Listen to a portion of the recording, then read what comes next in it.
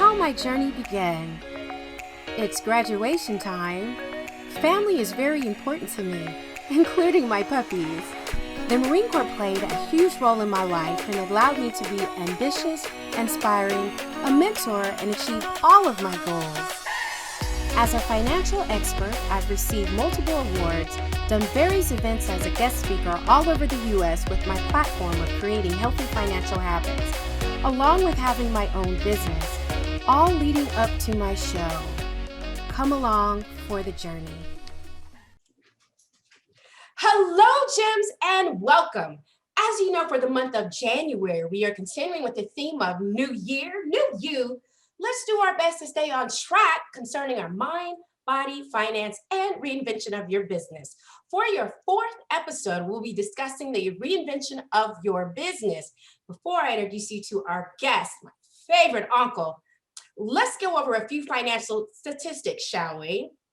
A lot of businesses were damaged, destroyed, and closed due to civil unrest, the COVID-19 pandemic, and reduction in customers as well as pay in 2020. That's no surprise. 75% of U.S. businesses are underinsured, and 40% of small business owners have no business insurance at all. 60% of businesses closed during the corona pandemic. Those same businesses are now permanently closed at 60% of closed businesses. Now, when you use social media marketing for your business, you can see an increase of sales up to 90% and or higher. Why social media, you say? Well, social media doesn't sleep. You can attract new customers outside of normal business hours. You can interact with them and find out what they like best about your business, create new discounts based off immediate feedback, and resolve any concerns quicker than waiting to get back into the office the next day. Now, our guest today is my favorite uncle. Yes, yes, yes. Now, we chat every day on the phone, literally every day for hours at a time about anything and everything. He's one of my biggest supporters, encouragers, and cheerleaders. I thought to myself, everyone should have a favorite uncle. Why not share mine with you? So let me give you the introduction to him. He was born in Newark, New Jersey. When he was a little kid, he wanted to be the voice on the radio, and he was able to do that. His favorite brand is Old Navy, and the most shocked business that he was most affected by, because he was one of his favorites, was Lord and Taylor. He currently resides in Elizabeth, New Jersey. Welcome, favorite uncle, to my show. Thank you for coming. Now, we got to tell everybody we are twinning, so lean back and let them see that JR. Okay, we can't really see it from there, but maybe just like hop up just a little bit. Let's see. Boom, there you go. That's good. That's good. Okay, so we'll do that. And so let's go ahead and get started with one of our topics. This is our fierce, fun, and factual favorite, just my favorite uncle. Yes, yes, yes. So what are some of the key differences that we saw pertaining to businesses who saw an increase in revenue during COVID-19? And those who, were shutting down their doors, but found other ways to increase their revenue. So reinventing their platforms was something key that we both saw during the pandemic. Would you say that was right on your end? Yes, definitely. I would definitely say that. And some of the things, I wanted to talk about too, as far as reinventing the business, is the things that we saw. And we have a lot of our favorite businesses, mine, yours, everybody's, that, were shut down. The ones that we saw that survived were the ones that were able to migrate to do other stuff pertaining to setting up a website, using DoorDash and other these things to drive this revenue. So what are some of the things that you saw? Because I know we eat out. That's what we do. So what did you see some of the changes from your favorite restaurants? I saw a lot of them turn to delivery and get some websites up and go through DoorDash and go through Uber Eats so they could get their food out there, since they couldn't have people be in their restaurants, because I was the delivery king this year. And then talk about some of the websites you saw, because I think sometimes people think you have to spend an absorbent amount of money on these websites, and that just wasn't the case, was it? No, I saw websites that just had some of their food just listed in a delivery thing where you put in your credit card and just went, and that was all it was. And some of those places I ordered from because I just wanted some food. Right. And that's all it was. A lot of times, some of these places had really sophisticated websites, and other ones was just like, you like this piece of food, click here, order, and it'll be there. Like nothing fancy. It's a picture of their menu. It wasn't, anything else, but they were our favorite stores or our favorite restaurants. And those was one of the things that I've seen even on my side where I called these businesses and I've been on hold. They're like, hold on, thank you for calling such and such. Hang on real quick, because they're still getting an influx of customers. Nobody's sitting inside. And I was picking up my mine. I wasn't even delivering, having mine delivered.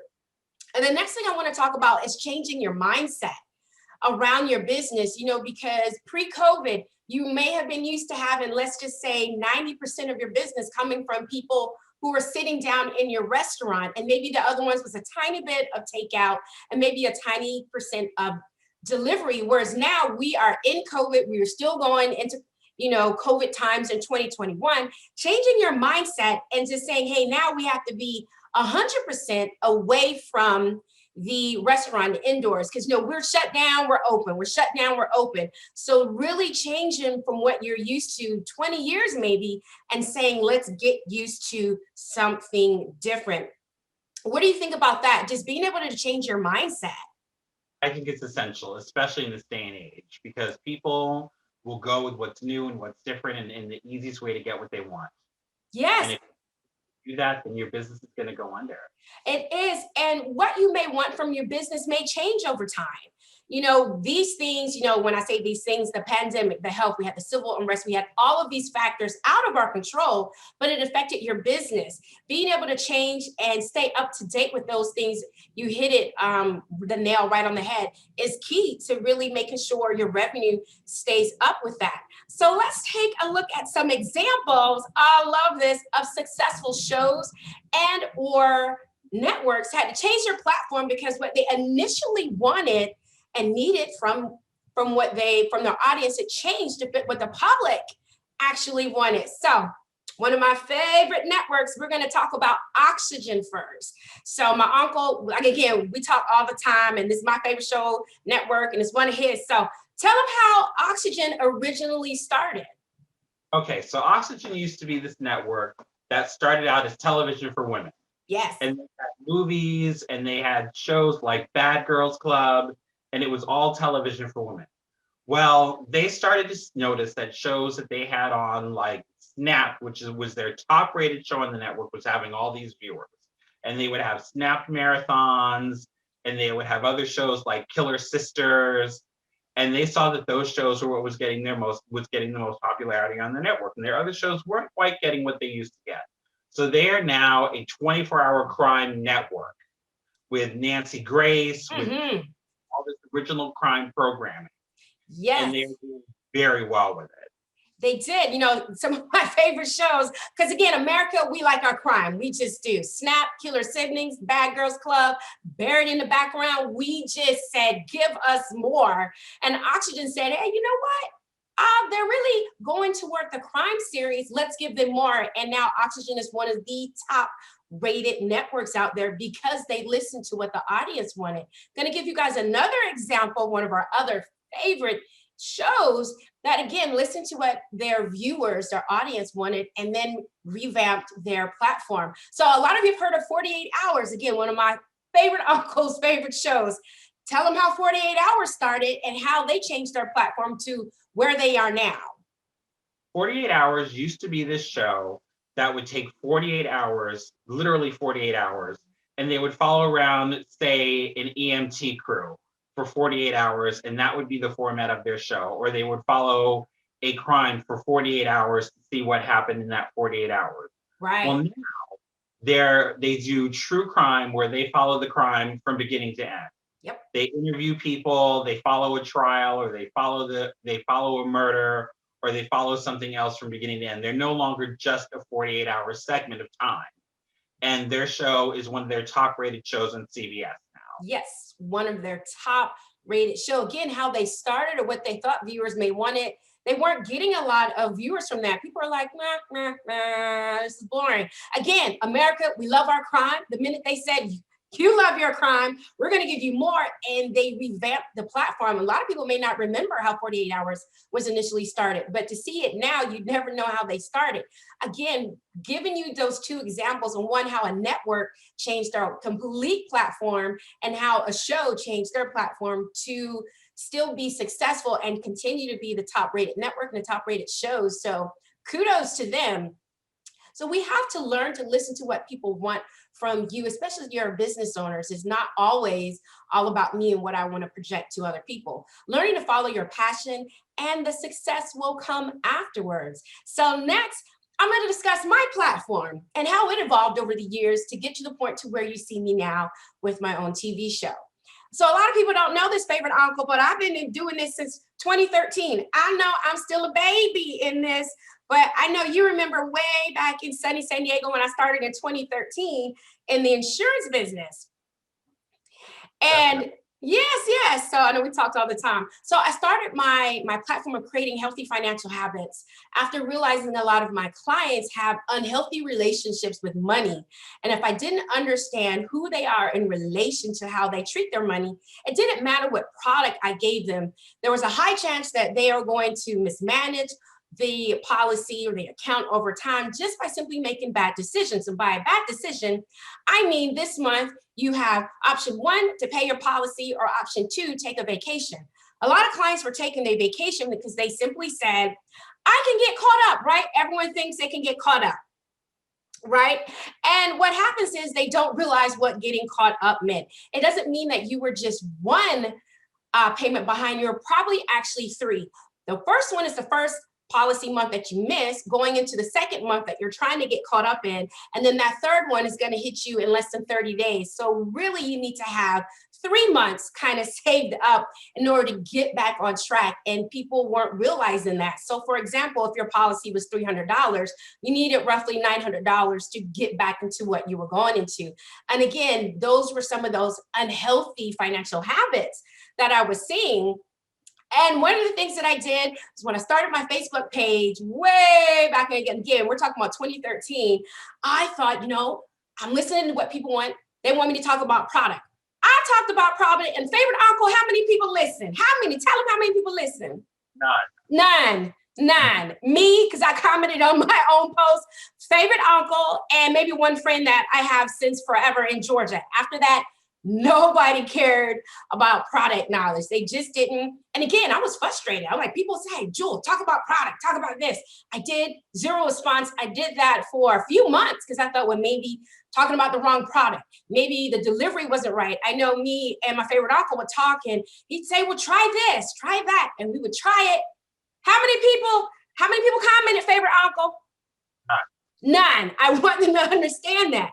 So the next time around, I shifted gears when I started my YouTube channel. So we're not going down the same page. We're not going down the same path. We're not doing this. I'm going to do things differently on my terms. And when I started my YouTube channel earlier this year, I'm going to talk about things that are important to me, that are fun for me, and still give my financial tips, advice, and always with the platform of creating healthy financial habits. I love that part of it. And what happened on the YouTube channel is one of those things a lot of people don't know the background of it. I had one show, I had a Monday show, not Money Matters. It was Motivational Monday. There you go, Monday Motivational Mondays. I had Hump Day Habits for Wednesday and Fun Financial Fridays. Those are my three segments. And on one of my Hump Day Habits, I mentioned the 5 things that people were doing differently in COVID. It was the 5 habits that we were doing. And one of those habits happened to be porn. All I did was mention it. I mentioned it. The segment came and went. After that, I got an outpour. Jewel, well, when are you going to do a segment on porn? I wasn't planning on it. Well, you talked about it. You brought it up. I'm like, there were 4 other habits that were there. Nobody cared about the favorite snack that was people were doing. No one cared about any of the other habits. That's what all I got from friends, from people who didn't know me. When are you going to start talking about this? So I know me, favorite uncle, I was like, oh my gosh, okay, so let me give them what they want. And out from that came Wet Wednesdays. Dun, dun, dun. And that was just all about not just porn, but just sex. It was just a whole bunch of things done with the undertone of finances. And those were some of my biggest shows. I mean, I know what you're gonna say, but I'm gonna ask you, favorite uncle, what was what one of your favorite shows on my topics? Oh, I loved Wet Wednesdays. Loved Wet Wednesdays. I also loved Fun Financial Fridays, but I Yes. loved them. They were so much fun. Yeah, and what made it so fun from you, just from doing the Hump Day Habits to then the Wet Wednesdays as a listener? Oh, they were just fun because you made so much fun out of it. You always made it interesting. You packed in a lot of information, and people didn't realize that. You packed in a lot of information on I did, those. and And you made it fun. yes. So being able to present, the information that I want to present in a fun way literally created that show and it took off. And then from there is when I got the opportunity to do the show. But I didn't see that coming. I could have easily just said, I don't want to talk about sex. I don't want to talk about porn or threesomes or the adult entertainment industry. That's not what I want to do. That's not the type of, financial expert that I want to be. But then, I said, I can still be a financial expert and maybe I'll be a sex talk, the next sex talk person. And that's what we did. So basically just learning to listen to what people tell you they want because they're telling you, if you talk about this, I'm going to listen, going to tune in every Wednesday for your Wet Wednesday topics. So moving along for this platform where we are here, on my Fun Financial Fridays, in case you just wanted to know, my YouTube channel has the same name, Fun Financial Fridays. You can see the fun financial gems with Jewel. Fun Financial Fridays was another topic on there. You're more than welcome to go back there and see all the fun that we had on there. For this new platform, I listened to my gems again. A lot of you were saying, Jewel, again, the product. I thought, oh no, we're not going down this road again. They don't know. They don't know the road that I've been down on. And then I got to thinking, I was talking with my uncle several times over this. I want you to know that when I hear you all, I do listen, I marinate on it, and I talk it through to make sure I'm bringing you the best and making sure I'm also following my passion. And honestly, we came down to it when we were talking. If they aren't watching money statistics shows on the stock market, bonds, Bitcoins, investment ventures now, because there are really, really great shows that do that now, you're probably not going to watch it when I do it. Am I right, favorite uncle?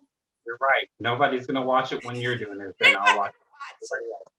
Right. If they're not watching it now, and this is, again, these are the people who have the whiteboard, they have the chalkboard, they have the stock market scrolling at the bottom, and they're giving out these tips and jargons and acronyms all day long for an hour segments. They're out there. But I was finding a lot of people weren't even listening to those. When I asked, are you listening to those? Say, no, not really. When was the last time you even watched one of those shows? I really don't. I'm like, well, why are you going to set me up for this? You're not even going to do that. So moving forward, what we came up with was a really, really great plan, and just to incorporate some more financial tips, advice, and healthy habits in a more blunt way. So you're listening to it, but then you're also being able to see it. So definitely, as I learn and I grow with that, we are definitely going to bring you more of that, put more knowledge into the things that we wanted to do. Also, if you want to learn more about products, go to my website. I have a website. And, favorite uncle, we talked about this too. Remember way back in 2013, I would get, Jewel, if you just had a website, I could see you on the website. And I'd say, so I invested in my website, blood, sweat, tears, all of that was my creation, did the website. And then how many people came to the website, favorite uncle? No.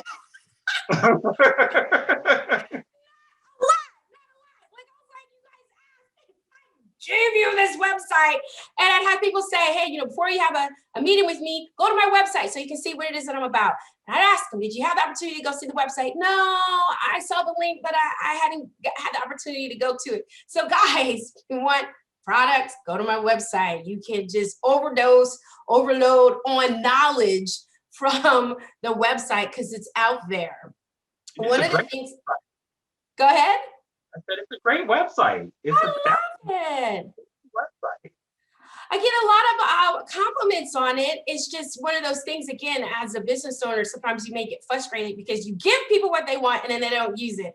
And give people else. So sometimes you just, kind of move on, and you have to learn to follow your own passion and follow what your vision is and what works best for you, and kind of lead other people to maybe a path that they may want that is not where you are right now.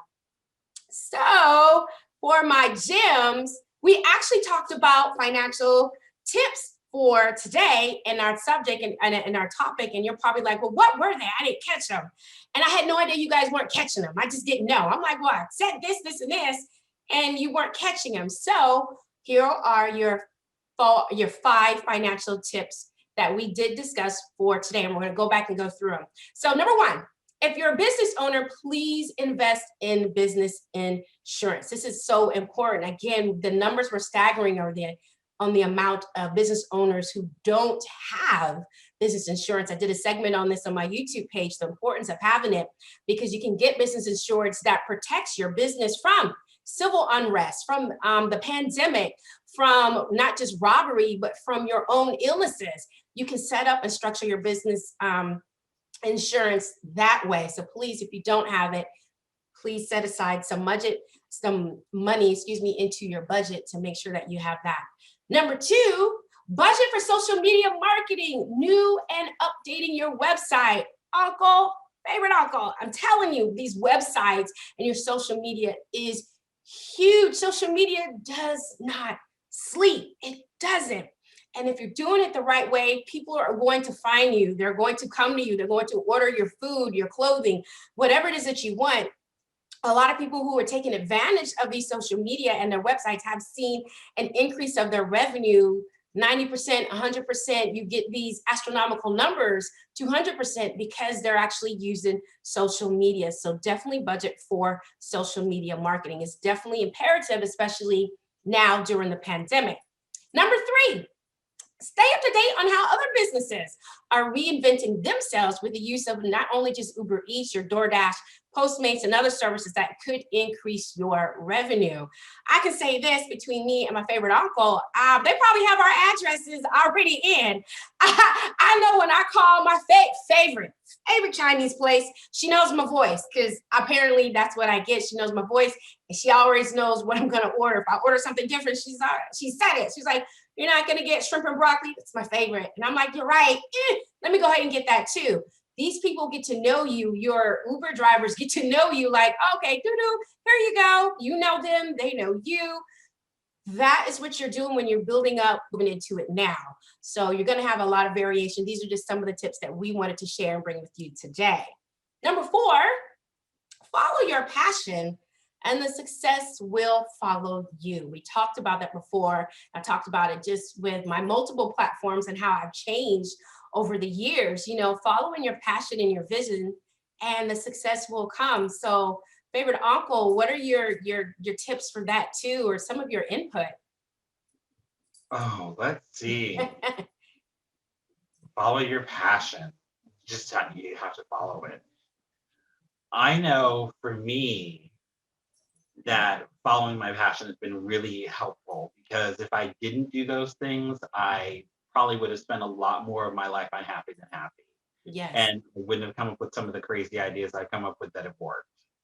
Yes. And coming up with those ideas. No, go ahead. I'm sorry. You wouldn't be doing your show. No.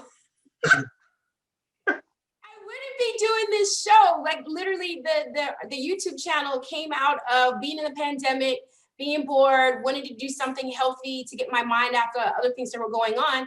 And through there, I was approached on my LinkedIn about an opportunity to do this. So again, if I would not have stayed with my passion, if I just would have said, you know what, I give up, People don't look at my website. They don't care about my product knowledge. I don't even know if I'm good at this anymore. Who knows where I would be? But I can tell you this, I wouldn't be here right now, being able to talk with my gems about what it is that I love doing. So follow your passion, stay true to it. Like I said, 2013 and to get here in 2021 is huge. It's a very huge shoes. It didn't happen overnight, but I stuck with it.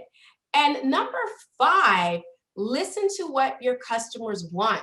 Adjust your platform and watch your revenue increase. This is a hard one because a lot of times, again, when we talk about changing your mindset, you may have been doing this years after years, for decades. A lot of you have had your businesses open for so long, and then boom, pandemic hits, and people are saying, I want you to go this way, and you're reluctantly to go. Listen and just say, you know what, even if you say, well, try it out for 90 days, put 100% of your energy and your time into it, and let's just see how this affects our revenue and our bottom line. I dare say they'd be surprised about how this would affect it. And like I said, I know you, favorite uncle, have seen this with the restaurants that you order out from or you go to. Like I said, I've called plenty of times and the lines have been busy. They put me on hold. I know sometimes when you're waiting to get your food, it's an hour. And it's not because, and then they're not that far away. They're like 20 minutes away, but you're not their only stop. Exactly. And that says a lot. These businesses are really thriving. And we want you guys to thrive too. We definitely want you to thrive and be successful. So those were your 5 financial tips for today. Favorite uncle, thank you so much for being on my show, for being a fierce, fun, actual guest on my show. I can't thank you enough. Thank you for having me. I had a great time. Thank you. Yeah, we're definitely going to have to do some more fierceness. I love it.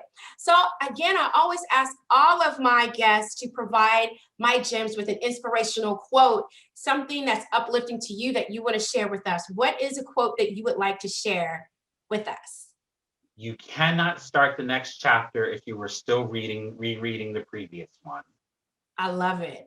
You picked a very, very good quote because a lot of businesses are stuck in that past chapter. They need to turn the page, sometimes even get a new book. These are new times, and start something new, start something fresh, and just say, you know what? We're going to evolve. We're going to reinvent ourselves. So love it, love it, love it, love it, love it. Your quote is amazing. And I know it's going to be inspiring to everybody out there and all of my gems. So gems, creating healthy financial habits is a lifelong commitment. Lifelong commitment. It does not happen overnight. Remember, without change, there be no butterflies. You all know that was my favorite inspirational quote in 2020. Bringing it into 2021 because I love it. Changing habits, changing lives, and changing futures are all up to you.